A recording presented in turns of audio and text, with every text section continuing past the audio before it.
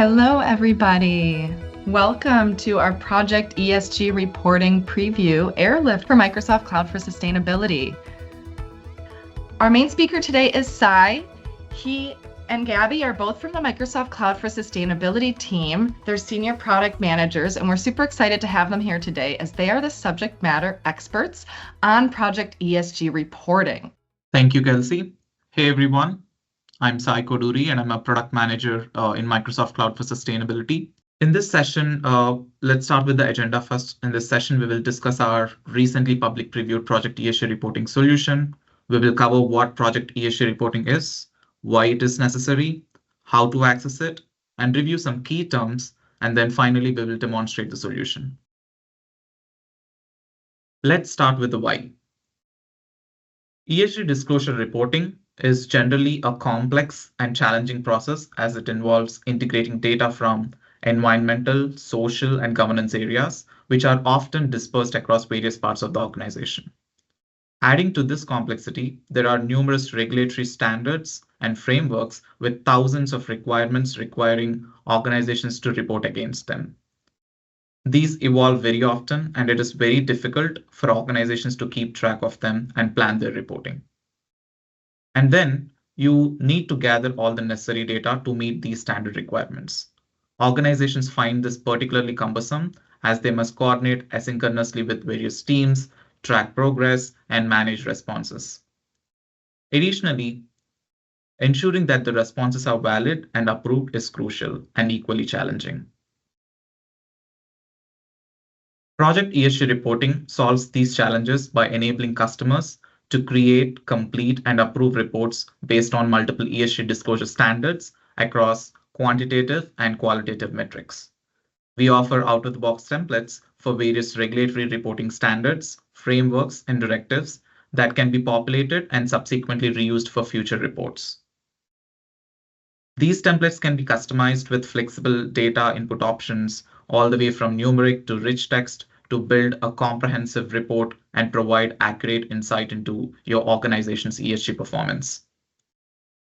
You also have the option to bring in your own templates that you might use, for instance, for your annual reporting or any other internal or voluntary reporting.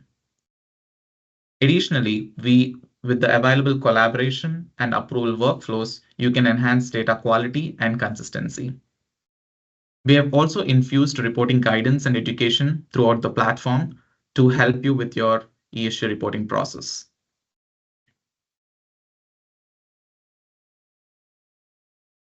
Here are the output reporting templates that we support today. As you can see on the screen, we have Corporate Sustainability Reporting Directive, CSRD, Australian Sustainability Reporting Standards, ASRS, and then we have Business Responsibility and Sustainability Reporting, BRSR, both Annexure 1 and Annexure 2. And then we have GRI, we have ISSP Sustainability Standard, which is IFRS S1 and S2. And then we have 77 industry templates from SASB. So these are all the out-of-the-box templates that we support today in the platform. We maintain and update these templates as the standard bodies evolve them over time.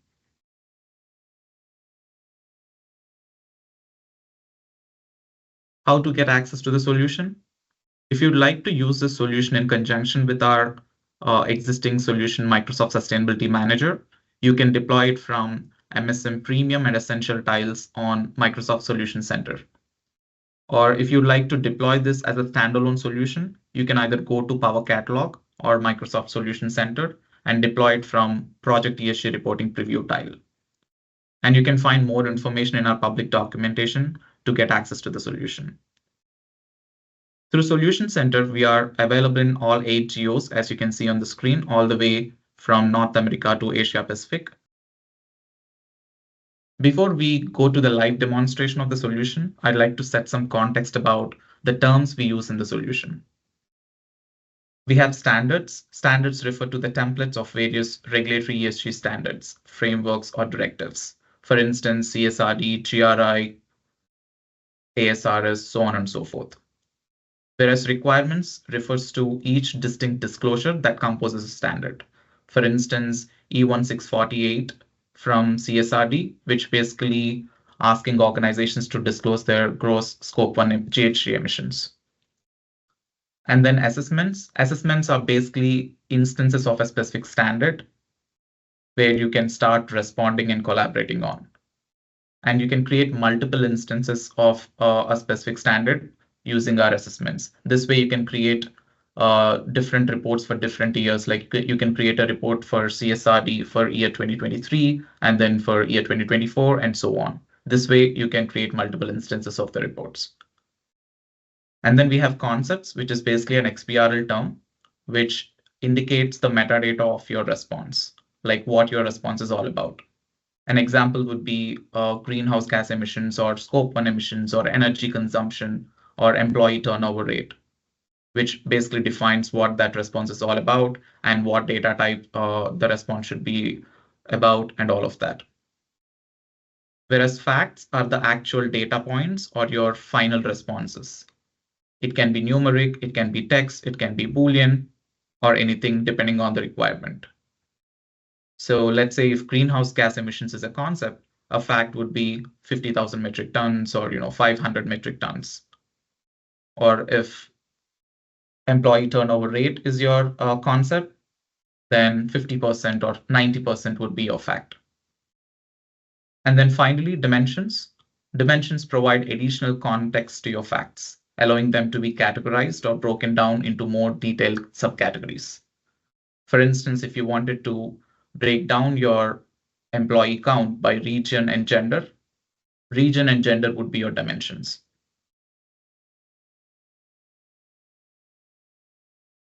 With that, we can go on to the solution demonstration. In the live demo, we will take a look at our home page, standards page, and we will discuss about our existing out-of-the-box standards. And we'll also look into how you can bring in your own standard. We will create an assessment, and then we will start to review the requirements and respond. We will add an approval policy, and then tie your responses and take your responses through an approval workflow. And we will also see how you can create tasks to collaborate with various users in your team or other teams. And then finally, we will configure exports to review all the responses in one glance. As you can see on my screen, this is our Project ESG Reporting public preview solution. We are currently on the home page of the solution. So our homepage is divided into 3 different sections. The first section contains progress tracker. This is where you can see how many assessments you have created, how much you have progressed, have you initiated any approval workflows, so on and so forth. So basically you can track all the status of your ESG reporting process here. And then the middle section comprises of our reporting standards and frameworks. So all the out-of-the-box standard templates that we support, we basically show them as a catalog, and then you can go to the sources using these links. And at the bottom, we have additional resources. To further support you in various ways in your ESG reporting journey, we have various resources that we have displayed at this bottom section. And then, as you can see, we have the left nav here, which is broken down into different sections. Home page is one, and then we have standards, we have reporting, approvals, and settings. Let's discuss the settings first. Before you get started, you will start with the basic setup that's needed for your organizations to start the reporting process. So under settings, you'll pretty much start with the company profile. This is where you will set up information or you'll state information about your organization. You can provide your organization name, add any address, and all of that. Additionally, you can also add an organizational hierarchy. Let's say if your organization has multiple wings and divisions, you can set that up in a hierarchical fashion using this organizational structure. For instance, if you have a Washington division and New York division, you can create those and you can structure them in a certain hierarchy using this page. Let's say you want to add a new division. You can click on Add, specify what that division is. and add any description, address, all of that. And you can specify what that organization unit type is. I'm going to select division, save and close. This way you can add multiple units and structures that are part of your organization. In addition, you can also add facilities by clicking on new facility here. You can specify what that facility is about. Let's say we have a facility A, and you can specify the facility type and add any address and then save and close.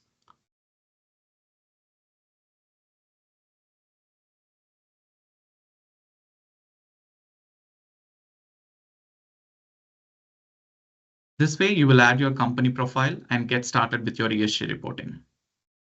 And then now let's move on to the unit groups. So yep, we are on the unit groups page. So here, as you can see, we have various out of the box unit groups that we have made available. So covering variety of metric types. So if you look at, let's say, weight or mass, you can see all the units that are applicable to this metric type. We have metric tons and CO2e, which you can use for your emissions and all of that. And if you'd like to add a new unit group, you can click on new here and specify what that unit group is all about, what should be the base unit, and save it to add more information about the conversion factors and all of it. And then reporting periods. This is where you'll specify various ranges of time periods that you wanted to report for. For instance, let's say you wanted to report for 2022. You can create new, specify the range period, and choose the time range here. Select the start date, select the end date, and then save and close. This way you can create different range periods. These range periods can be annual or your financial years or any other different intervals that you wanted to report for. And then dimensions. Let's say you wanted to add, let's say if you wanted to classify your responses against various dimensions, you'll create dimensions here so that you can use them as part of your responses. Let's say you wanted to create a dimension for region with multiple dimension members like North America or EMEA, so on and so forth. You'll start by clicking new dimension, provide your dimension name, and then go to that dimension and add your dimension members. I'm going to add my first dimension as North America and my second dimension as EMEA. This way you can create multiple dimensions with various dimension members that you can use across various reporting requirements for your responses. So this finishes the basic setup that's needed to get started with the reporting process. Now let's take a look at the standards that we offer out of the box, for which I'm going to click on all standards. Here you can see we have various standards available out of the box. You can click on each of these standards to review the requirements. Go to the requirements tab, and you can see all these requirements are arranged in a tree fashion with parent-child relationships in a more structured way. This way you can review all these requirements. And let's say if you wanted to bring in your own template, you could also do that, for which you will click on new here. Let's say you want to bring in your annual reporting template. You will give it a name, save and close. Go to the annual ESG reporting that you just created, and then you can add the requirements here using our UI. For instance, I'm going to add a requirement. Let's create a category called emissions. Save and close. And I'm going to add another requirement under emissions called Scope 1 emissions.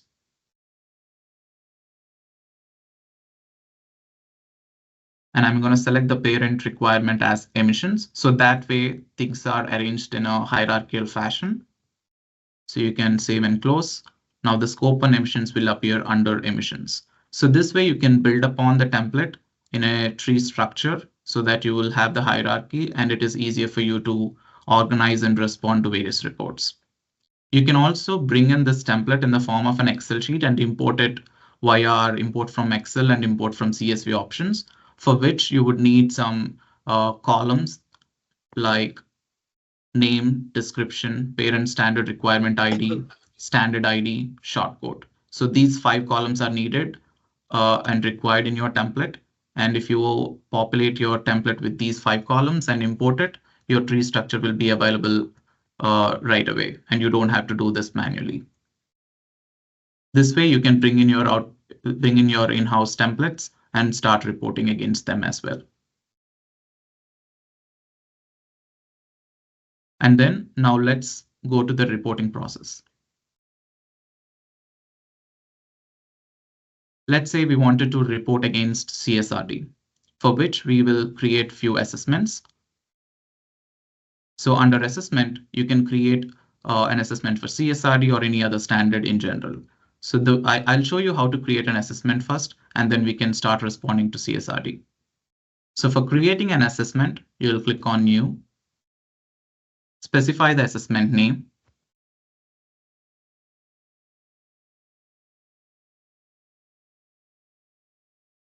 and choose the standard for which you want to create an assessment for.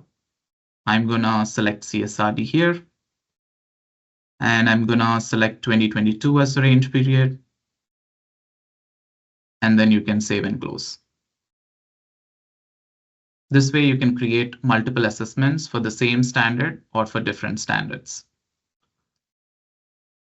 Let's pick CSRD assessment 2023 and go to the requirements tab to look at all the requirements.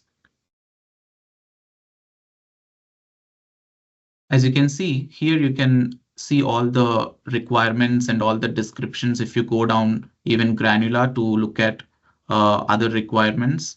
For instance, if you go to ESRS even climate change and E1648A,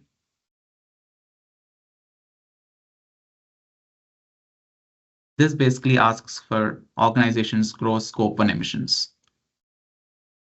And we also have this materiality flag, which will help you classify which requirements are material to you. So that way you can focus on the requirements that are relevant for your organization. So for which you can click on these 3 dots and mark this requirement as material. And you can see the materiality flag has turned from no to yes. So this way you can classify your requirements to either material or immaterial. And then now you can start responding to this particular requirement. As this requirement is asking for organizations' gross scope and GHG emissions, you'll start responding via concepts and facts. As I've mentioned, concept is basically a field that holds your metadata. You'll click on link concept to add it. And then if you click on this, you will see all the existing concepts in your environment in this dropdown, which you can pick from. Let's say you want to create a new concept for now. You'll click on new concept and specify the concept name, which is going to be scope 1 emissions, and you'll specify the concept data type. Since it's a quantitative metric, the data type is going to be numeric. So you're going to select numeric and then save and close.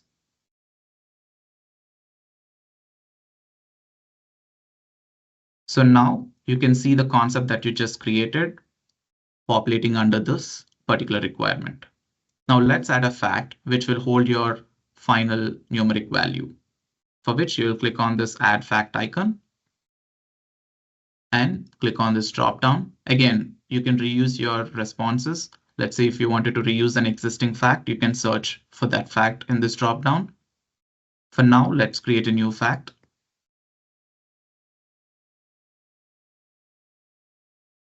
You can name the fact.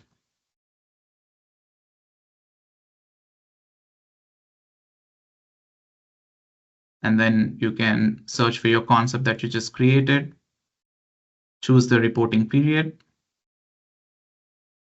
And if you want to add any precision, you can specify the precision here, and you will enter your final scope on emissions value.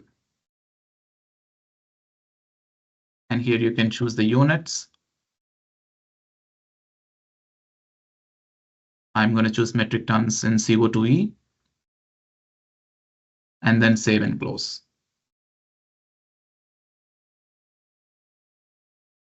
This way you can add your responses in terms of concepts and facts. The fact that you just added lands under the requirement E1648A. Now let's go to another assessment for a different standard. Let's pick GRI. Let's go to GRI assessment, requirements. And GRI also has a similar requirement, which is asking for gross scope 1 emissions, which is under GRI topic standards, under GRI 305 emissions. So this 3051A is also asking for gross scope 1 emissions. So since we have already added gross scope 1 emissions for CSRD, we don't have to redo it again for GRI. We can reuse the response that you just created, for which, again, you'll start with adding a concept. Here, instead of creating a new concept, you can choose the concept that you've already created. And you can see that concept coming in here. And now you can add a fact. Again, you don't have to add a new fact. You can reuse the fact that you just created. This way, you can reuse your responses across multiple standards throughout various years. And let's say if you wanted to collaborate with other users for these responses, you can leverage the tasks functionality that we offer. If you go to tasks, here you can create new tasks to collaborate with various users in the team or other teams, for which you'll click on task and you'll specify a subject. For instance, add response for biodiversity policies for region EMEA. And you can select the artifact here. I'm going to pick this particular requirement, which is basically asking for biodiversity policies. And then here you can assign to a different user within your team or another team of users. I'm going to pick Gabby and then assign this to her. You can also specify a due date by when you need this particular task to be completed. And then you can save and close. If you switch the views from My Tasks to All Tasks, here you can see the task that you just created and assigned to the person. And I'm going to switch the view to My Tasks again to see if there are any tasks that are assigned to me. As you can see, there is one task, which is basically asking to add biodiversity policies for all the regions. And the artifact that's assigned is policy 1011A. So I'm going to click this artifact and see what's needed here. So this is basically asking for biodiversity policy for North America region. So this is basically a qualitative response. So here you can type in your rich text information, like you can specify what those policies are.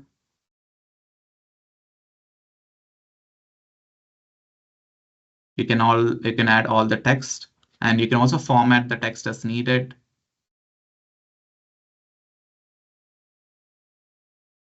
We have all the rich text options, as you can see.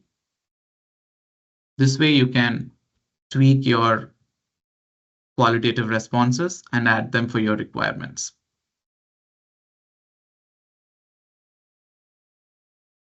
As part of your responses, you can also add dimensions, as I've stated. So let's say you wanted to specify this policies for North America. You will create a new dimension link.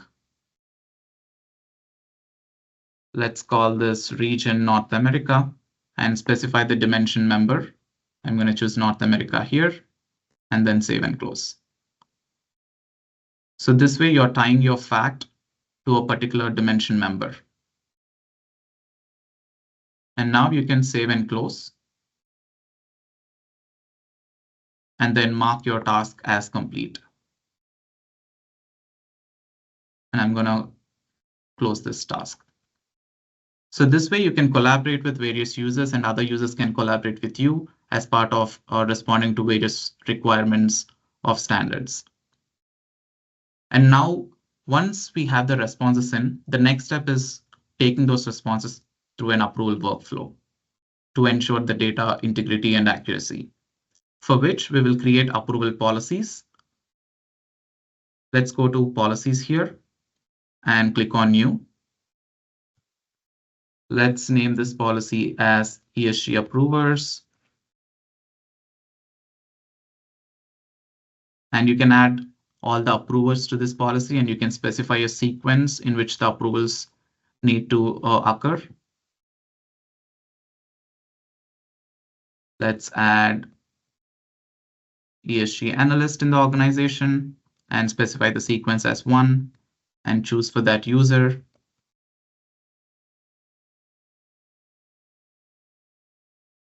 And I'm going to add one more approver for this policy. Let's say we have ESG controller in the organization. I'm going to choose the sequence as 2. And I'm going to pick an approver.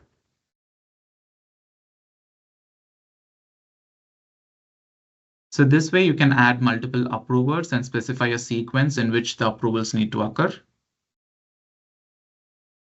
I'm going to save and close this approval policy. Now let's go to one of the facts that we have created and add this approval policy to that fact, for which we can navigate to facts. Here you can see all the facts that you have created. I'm going to go to scope 1 emissions, CO2e. And then here under approval policy, you can search for the approval policy that you just created, which is ESG approvers. And then you can change the fact status from draft to submitted for approval, so that this creates an approval record and notifies the approvers to come back to the record and see your response and then provide a feedback, either approve it or reject it with a message. So I'm going to change it to submitted for approval and then save and close. As I said, this creates an approval record here under approvals tab for both the approvers in a sequence. And the approvers can view this record, look at the artifact. They can review the response that you have entered. And then they can change the status of this approval record here. They can either approve it or reject it or cancel it. And they can specify a message. Let's say if they wanted to reject it as they need more information or a supporting evidence, they can change this to rejected, and then they can specify what the approval message is.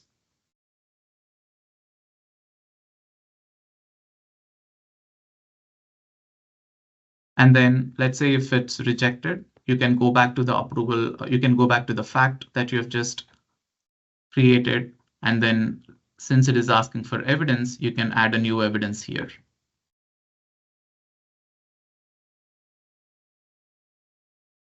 Let me name this evidence. And you can pick a document that you have added and then save and close. This way you can add evidences as well to your facts.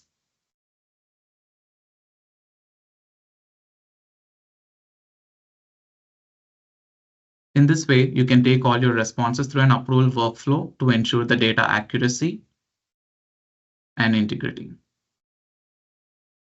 Finally, once you complete your assessment, you can export all your responses through our exports workflow, for which you will go to exports, create a new job.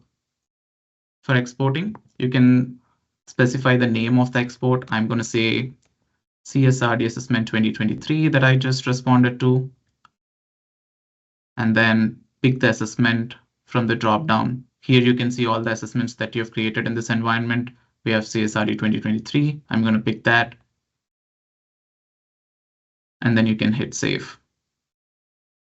So currently the job status shows as pending, and it will take a bit to sort of run things behind the scenes and, combine all your responses, which you have added in terms of concepts and facts, and it will convert everything into a flat tabular structure. And then it will populate that structure here, that data here. And once the job status changes from pending to completed, that means all your responses are exported into a flattened report. And then you can export that flattened report into an Excel sheet by clicking these three dots and click on export flattened report. This way that report gets downloaded as an Excel sheet. In this way, you can review all your responses for a particular standard in one place within Excel. So that's our solution. And again, if you go back to the home page, since we have created an approval record and we have created few assessments, you can see the progress tracker being updated with all the progress that we have made. This way, you can streamline your ESG disclosure reporting process for various standards like CSRD, GRI, ASR, so on and so forth. Thanks for watching.